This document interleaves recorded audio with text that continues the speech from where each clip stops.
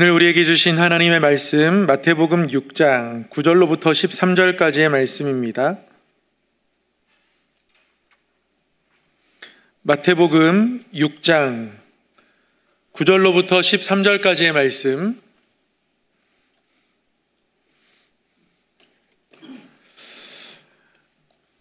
우리 한 목소리로 함께 봉독하도록 하겠습니다. 시작. 그러므로 너희는 이렇게 기도하라. 하늘에 계신 우리 아버지여, 이름이 거룩히 여김을 받으시오며 나라가 임하시오며 뜻이 하늘에서 이루어진 것 같이 땅에서도 이루어지이다. 오늘 우리에게 일용할 양식을 주시옵고 우리가 우리에게 죄 지은 자를 사하여 준 것 같이 우리 죄를 사하여 주시옵고 우리를 시험에 들게 하지 마시옵고 다만 악에서 구하시옵소서. 나라와 권세와 영광이 아버지께 영원히 있사옵나이다. 아멘. 오늘도 말씀을 사모하는 마음으로 우리 하나님 전에 나오신 성도님들을 너무너무 환영하고 축복합니다.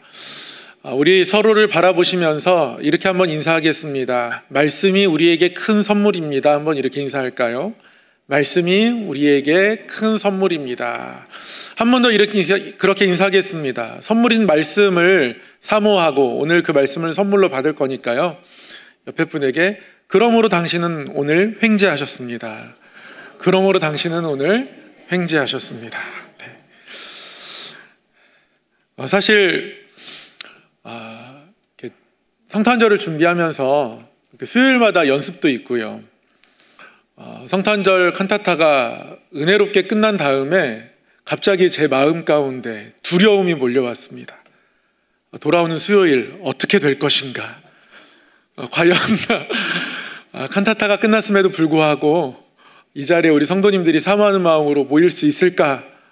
그런 마음이 들었는데요, 너무너무 다행이고 너무너무 감사합니다. 말씀을 사모하는 마음으로 우리가 살아가면 그 말씀이 우리에게 언젠간 힘으로 나타납니다. 그리고 말씀이 언젠가는 우리가 호흡이 끊어질 것 같은 그 순간에 나의 이렇게 마음속에서 들려와서 한숨 호흡처럼 우리를 이렇게 살게 합니다. 말씀을 우리의 삶에 새겨가고 간직해가는 건 그래서 굉장히 큰 선물입니다. 늘 말씀을 사모하는 마음으로 살았으면 좋겠고요, 그러한 마음으로 오늘도 한번 읊고 시작하겠습니다. 벳다비담. 말씀에 우리 예수님을 닮은 사람이 됩시다. 이제 어느덧 한 해가 거의 저물어 갑니다. 성탄절을 준비할 때는 성탄절만 보였는데요, 성탄절 지나고 나니까 한 해의 끝이 얼마 안 남았더라고요. 누가 저에게 그런 말씀 해주셨습니다. 뒤돌아보지는 말고 그 대신 되돌아보며 한 해를 마무리했으면 좋겠다, 이런 말씀 해주시더라고요. 되돌아보는 건 좋지만 뒤돌아보지는 말자, 또는 뒤돌아보지는 말고 그러나 되돌아보기는 하자, 뭐 그런 뜻입니다. 약간의 차이인데요, 너무 어감이 다르죠. 뒤돌아보는 건 뭐고 되돌아보는 건 뭘까요? 뒤돌아보는 건 그 마음이 뒤를 향해 있는 겁니다. 미련이 남아있고 그때 생각만 하는 거예요. 그래서 뒤를 돌아보면서 내가 그때 그랬지, 내가 그땐 그랬었는데, 지금 이 시점에서 보면 멈추어서 뒤만 생각하는 게 뒤돌아보는 거고요, 되돌아보는 것도 역시 뒤를 바라보는 것이지만 마음은 어디를 향해 있는 겁니까? 앞을 향해 있는 거예요. 되돌아보면서 이런 것 좀 아쉽긴 하지만 내년에는 조금 더 이런 부분들이 나의 삶에서 사라져가고 좋은 모습으로 바뀌었으면 좋겠다, 이런 생각들을 하는 거고요, 내 뒤를 돌아보면서 이런 사람들이 있었기 때문에 너무 감사하고 나도 누군가에겐 이런 감사한 사람이 되어야겠다라는 생각을 하면서 앞날을 바라보고 더 좋은 날을 꿈꾸는 것이 되돌아보는 마음입니다. 한 해를 마무리하면서 우리가 뒤돌아보는 사람이 아니라 되돌아보는 사람이 되었으면 좋겠고요, 우리가 되돌아볼 때에 하나님의 말씀이 우리로 하여금 더욱더 하나님께 가까이 나아가는 사람, 또 하나님 앞에서 더 깊은 믿음과 성숙함을 가지고 나아가는 사람으로 세워주시는 은혜를 또한 경험하기를 소망합니다. 오늘은 수요 성경 강의 주기도문 세 번째 시간으로 함께 말씀을 나누도록 하겠습니다. 잠깐 복습을 하면 주기도문 내용을 먼저 살펴보도록 하겠습니다. 주기도문 내용 기억하시죠? 우리가 기도하는 대상을 부르는 말, 그리고 하나님을 바라보며 구하는 간구, 그리고 우리의 삶을 바라보며 구하는 간구, 마지막 성령, 이렇게 이루어져 있습니다. 하늘에 계신 우리 아버지, 하나님을 부르고 그리고 하나님을 바라보며 구하는 하나님을 향한 간구 세 가지, 땅을 살아가는 우리를 위한 간구 세 가지, 그리고 마지막으로 하나님을 찬양하는 성령, 이렇게 주기도문의 내용이 구성되어 있는데요. 이 주기도문의 내용이 이렇게 구성되어 있는 것을 아는 것도 물론 중요합니다. 그리고 그 의미를 조금 자세히 아는 것도 물론 필요하죠. 그러나 첫 시간에 제가 말씀드렸던 것처럼 주기도문이 우리의 삶의 중요한 위치에 있음을 깨닫고, 그래서 우리가 이 주기도문을 좀 귀하게 여기고 우리의 마음과 우리의 입술로 그 귀한 마음을 담아서 고백하는 그런 삶이 있는 게 더 중요한 것 같아요. 주기도문 참 소중합니다. 그래서 몇몇 자료들이나 사람들의 어떤 생각들을 살펴보면서 그 마음들을 나누어서 썼는데요. 디다케라는 문서를 통해서 한번 살펴보았죠. 제자들이 하루 3번 기도했던 기도문이 주기도문이었습니다. 어거스틴은 어떤 성도들도 어떤 하루도 이 주기도문 없이 그냥 지나가서는 안 된다, 그런 이야기 했던 것도 나누었고요. 그렇기에 단 하루도 걸을 수 없었던 기도문이기도 했음을 우리가 함께 살펴보았고요. 루터는 모든 성도들은 주기도문과 함께 일어나야 하고 주기도문과 함께 잠들어야 한다, 이렇게 이야기했습니다. 그러니 누군가에게는 하루의 시작과 끝이 되었던 기도문입니다. 주기도문이 이렇게 소중했다라는 거예요. 그 삶 속에서 너무나 소중한 기도문으로 읊어지고 고백되어지고 그렇게 간직되어졌던 기도문이 주기도문이어서 우리도 다시 한번 이 주기도문을 이러한 마음들로 바라보면 좋겠다. 이게 저희가 처음 시간에 함께 나누었던 내용들입니다. 그리고 지난주에 하늘에 계신 우리 아버지라는 이 첫 소절을 가지고 말씀을 나누었습니다. 우리가 기도드리는 하나님께서 하늘에 계신다는 건 질적으로 우리와 완전히 구분된다는 의미이고요. 우리는 땅을 밟고 살아가지만 땅을 벗어날 수 없지만, 그리고 그 땅은 늘 고된 어떠한 상황들이 펼쳐지는 땅이지만, 그러나 하나님은 하늘에 계시고, 그런데 우리가 기도를 통해서 하늘과 땅이 연결될 수 있음을 보여주는 것이 바로 하늘에 계신이란 말이었다라고 말씀을 드렸습니다. 제가 이렇게 말씀을 전하고 나서 새벽 예배 때 주기도문으로 모든 예배의 순서를 마치고 앞자리에 와서 이렇게 기도하려고 자리에 앉아서 기도하면서 주기도문의 내용이 자꾸 떠올라서 기도를 시작하기 전에 다시 한번 하늘에 계신 우리 아버지, 이걸 입술로 한번 소리내서 읊어보니까요, 그러고 나서 교회 천장을 바라보니까요, 너무너무 신기한 거예요. 저 제일 친한 친구가, 저의 영혼의 단짝과 같은 친구가 미국에 지금 있습니다. 미국에서 부목사로 사역하고 있는데요, 가끔 마음을 터놓기도 하고 또 궁금하기도 해서 영상통화합니다.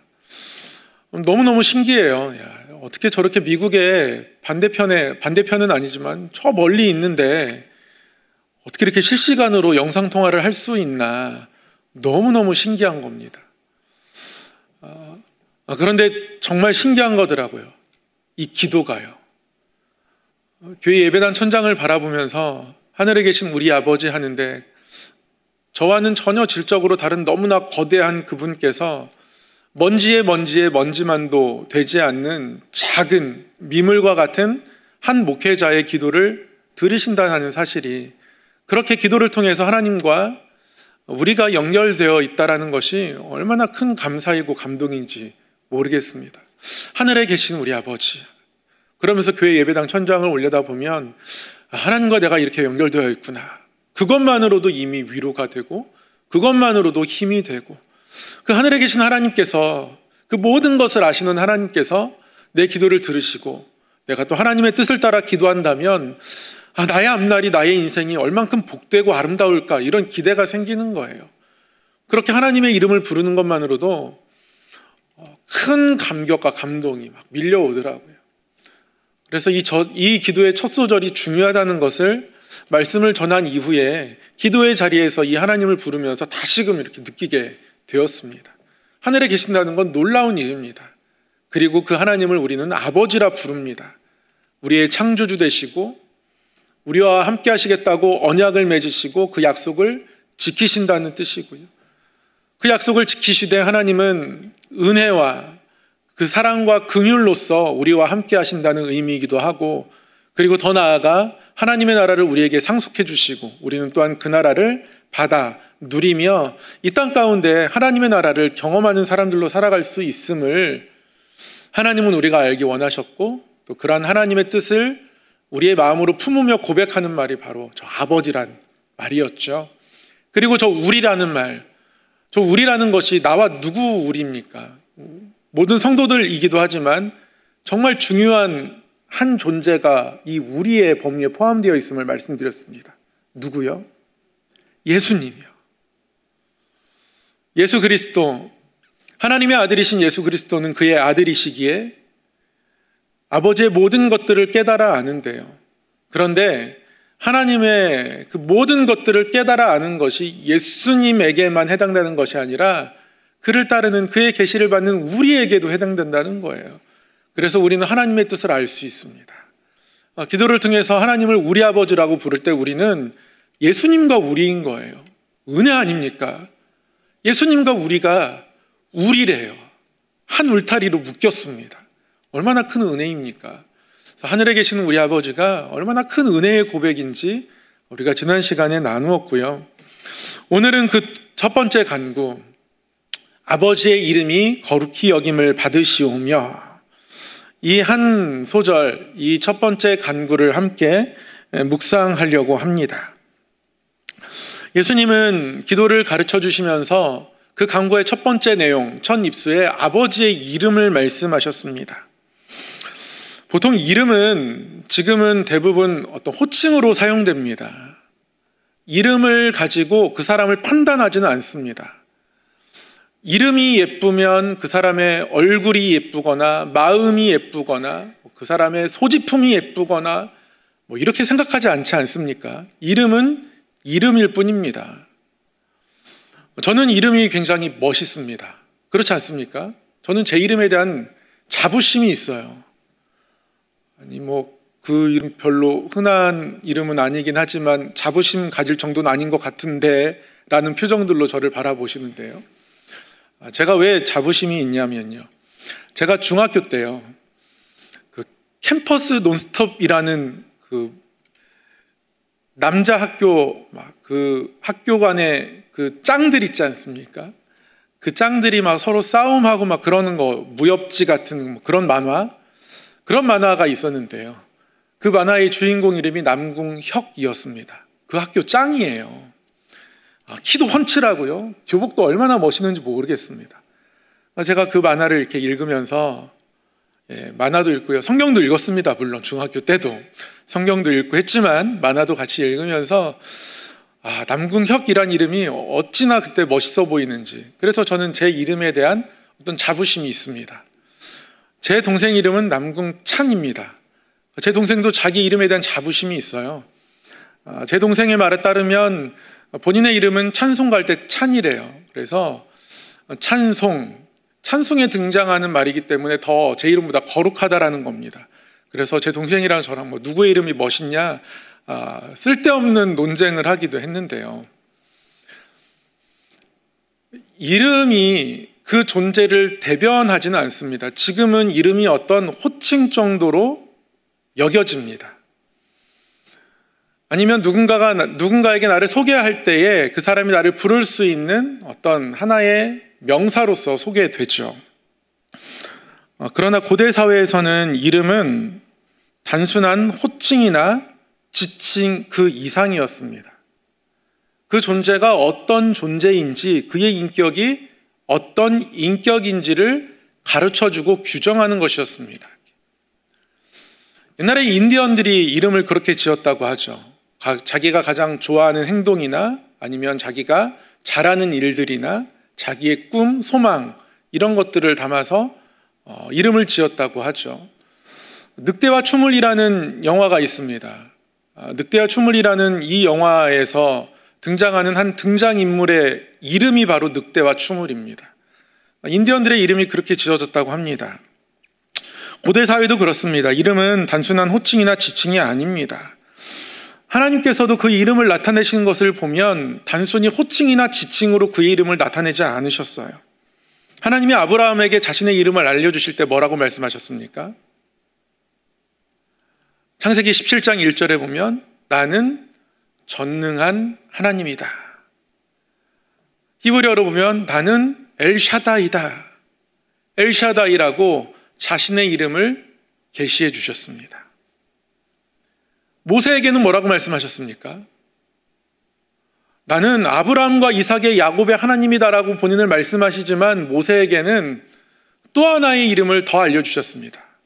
모세에게는 워낙 좀 두렵고 떨리는 일들을 감당해야 했기에 하나님이 모세에게 더 성큼 한 걸음 더 가까이 나아가신 거예요. 그래서 모세에게 모세야, 이건 내가 아브라함에게도 알려주지 않았던 이름인데 내가 너한테는 알려줄게. 내가 아브라함에게는 전능한 하나님이라고 엘샤다이라고 내 이름을 거기까지만 얘기했었는데 너에게는 하나 더 알려줄게.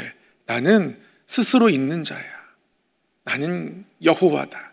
나는 야훼다. 라고 하나님이 모세에게 이름을 가르쳐 주십니다. 모세가 하나님을 부를 수 있는 호칭을 주기 위해서 이름을 하나 더 알려주신 게 아닌 거죠. 하나님이 어떤 존재인지를 모세가 느끼길 원했던 겁니다.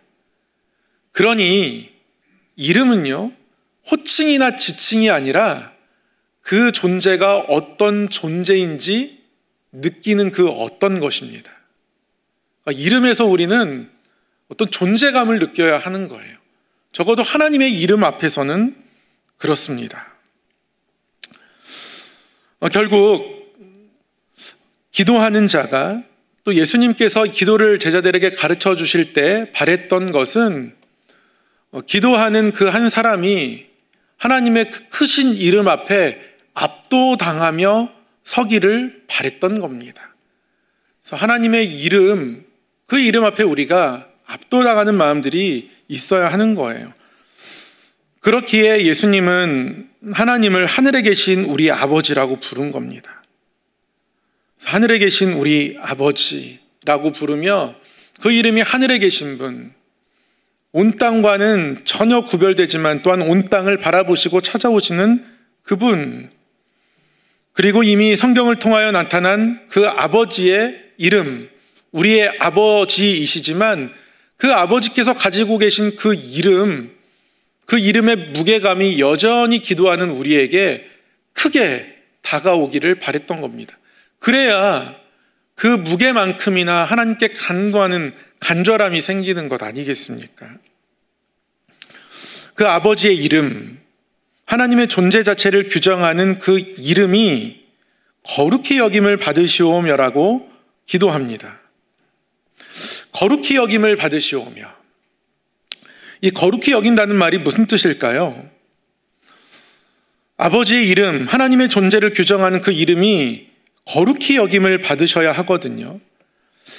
거룩히 여김을 받는다, 이게 헬라어로는 한 단어입니다.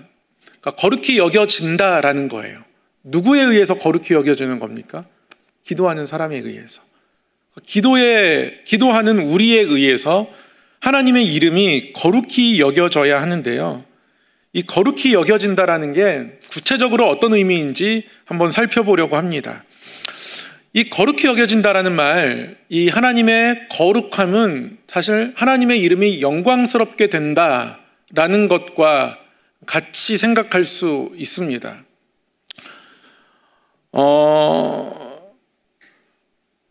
레위기 10장 3절을 보면요,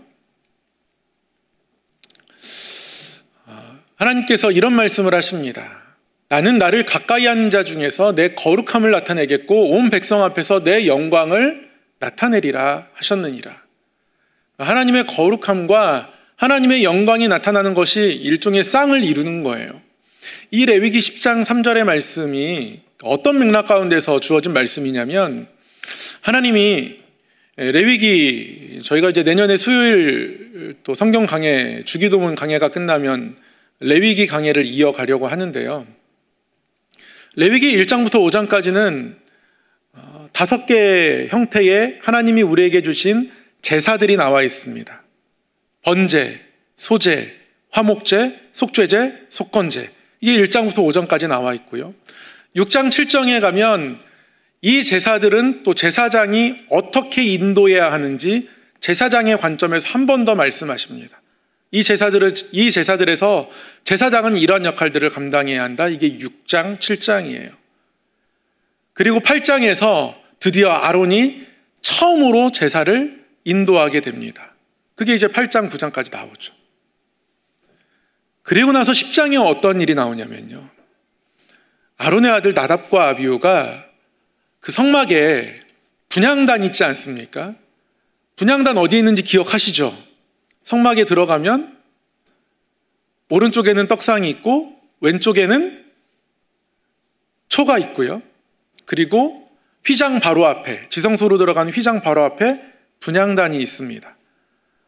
떡상은 생명의 떡이신 예수님을 상징한다고, 초는 생명의 빛이신 예수님을 상징하고요. 이 향은 하늘로 올라가는 성도들의 기도인데, 그래서 이 향은 우리의 기도의 이름이 되시는 예수 그리스도를 상징한다고 저희가 공부를 했었습니다. 그 분향단에 향을 피우려면 불이 있어야 되지 않겠습니까? 그런데 하나님이 말씀하지 않으신 다른 불을 가지고 대충 향을 피우려고 했었던 것 같아요. 그래서 그 불이 그들을 삼켜서 나답과 아비후가 죽게 됩니다. 그러면서 하나님 하신 말씀이에요. 나를 가까이 하는 자 중에서 내 거룩함을 나타내겠고 온 백성 앞에서 내 영광을 나타내리라, 이렇게 말씀하고 있는 겁니다. 그래서 하나님은 거룩함과 영광을 나타내시는 하나님이시고, 특별히 하나님을 예배하는 자리, 또 하나님을 섬기는 자리에서 우리는 이 거룩함과 영광을 경험할 수 있는 것이고요. 하나님의 이름이 거룩히 여김을 받는 것 또한 역시 마찬가지입니다. 결국 이 성막에 하나님이 말씀하신 대로 이것이 지켜지지 않으면 절대 안 된다라는, 하나님을 정말 두렵고 떨리는 마음으로 섬기는 마음이 그들 가운데 있었어야 했죠. 나답과 아비후가 그런 마음을 가지고 있었어야 했는데요. 그러한 마음을 가지고 나아가지 못했습니다. 그러니까 하나님의 이름이 거룩히 여김 받는다는 것은 결국 하나님께서 우리에게 주신 그 이름을 바라보며 나아갈 때에 그 이름이 너무나 크시기에 우리가 두렵고 떨리는 마음으로 나아가는 것을 의미합니다.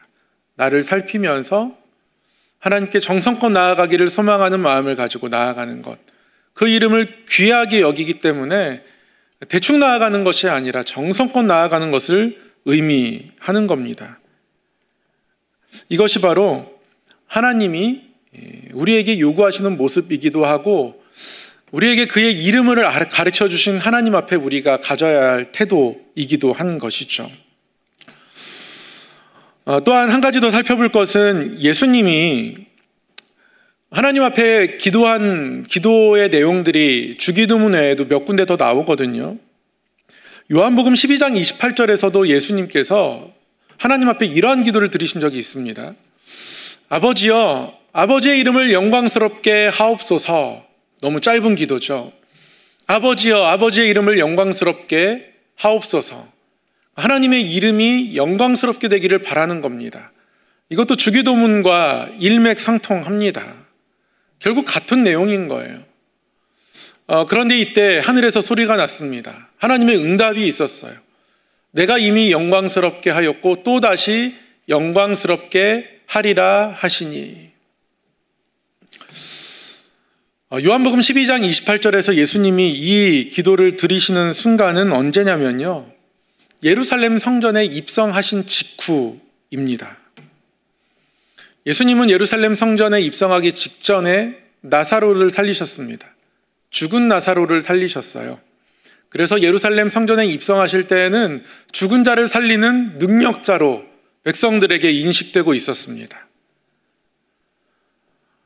그런 예수님이라면 예루살렘에서 뭔가 큰 기적을 일으키거나 적어도 로마 병사들에게 힘없이 체포당하고 죽는 일 등은 겪지 않을 것 같은 거죠. 백성들의 기대는 그랬습니다. 죽은 자를 살리는 능력이면 다 됐다, 이젠 됐다, 저분이 메시아 맞다, 우리 고통이 끝났다. 사람들은 정치적 메시아를 기대했기 때문에 그러한 마음들을 예수님에게 투영해서 그렇게 바라본 거죠.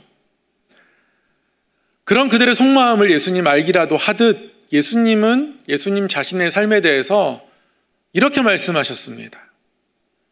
한 알의 밀이 땅에 떨어져서 죽지 않으면 한 알 그대로 있고 죽으면 많은 열매를 맺느니라. 예수님 자신에게 하신 말씀이에요. 이런 말씀을 하시고 예수님이 저렇게 기도하신 겁니다. 아버지의 이름을 영광스럽게 하옵소서. 예수님은 십자가로 나아가고 계십니다. 그리고 하나의 밀처럼 십자가에서 자신을 내어주실 것을 이미 작정하고 계십니다. 그때가 예수님은 영광의 때라고 말씀하고 계신 거예요. 그래서 요한복음을 영광의 책이라고 부르기도 합니다. 예수님이 십자가를 영광의 자리라고 말씀하시고 나아가죠. 왜냐하면 자신을 온전히 드리시는 것이기도 하지만 결국 예수님께서 나사로를 살리시고 그 영광을 이미 나타내신 것처럼 하나님께서 예수님을 다시 살리시고 그 영광을 또한 나타내 주셔서 예수님의 이름을 영광의 이름 만드실 것이거든요. 아버지의 이름이 거룩히 여김을 받으신다라는 건 그래서 이런 뜻입니다. 그 이름을 우리가 마주할 때에 그 이름이 너무 크기 때문에 그 이름 앞에서 우리가 두렵고 떨리는 마음도 갖게 되지만, 그러나 죽은 자를 살리시는 예수 그리스도를 살리신 하나님의 부활의 역사가 우리 삶 가운데도 일어날 것을 바라보는 마음, 그것이 아버지의 이름이 영광스럽게 된다는 의미입니다. 그래서 이렇게 기도하는 사람은요, 아버지의 이름을 예수님이 바라보듯이 바라보며 기도하는 사람은, 이 주기도문을 그러한 마음으로 고백하는 사람은 십자가의 자리로 기꺼이 나아갑니다. 그 자리에 나아가면 거기에서 아버지의 이름이 영광스럽게 나타나게 되거든요.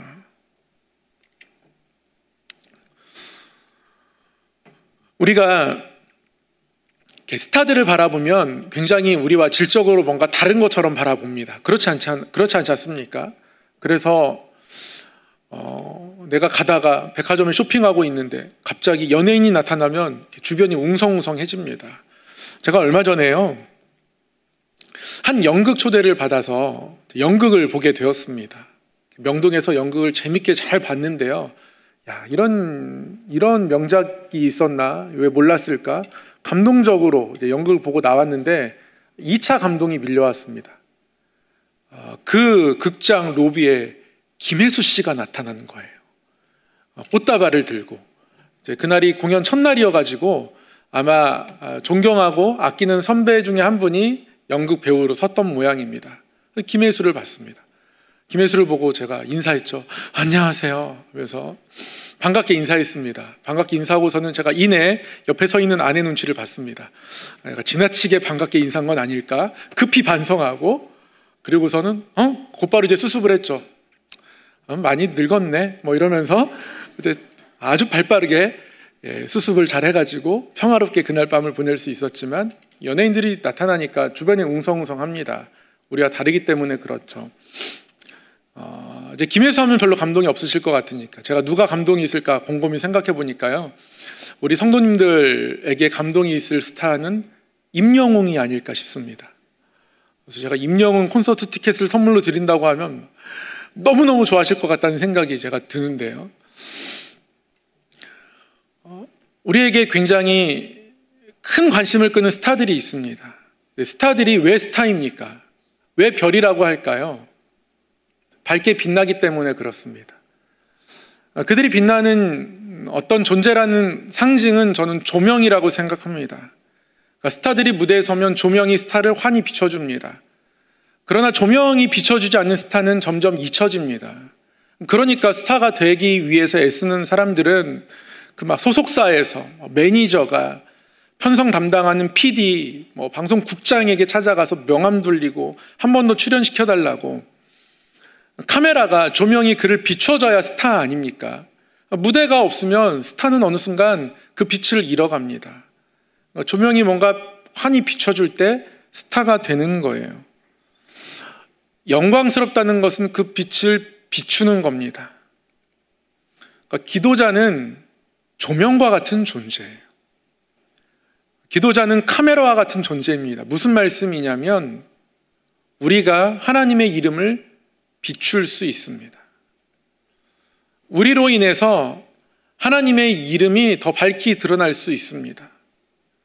우리가 하나님의 이름을 비추지 않으면 그 이름이 아무에게도 보여지지 않을 수 있어요. 하나님은 스타이십니다.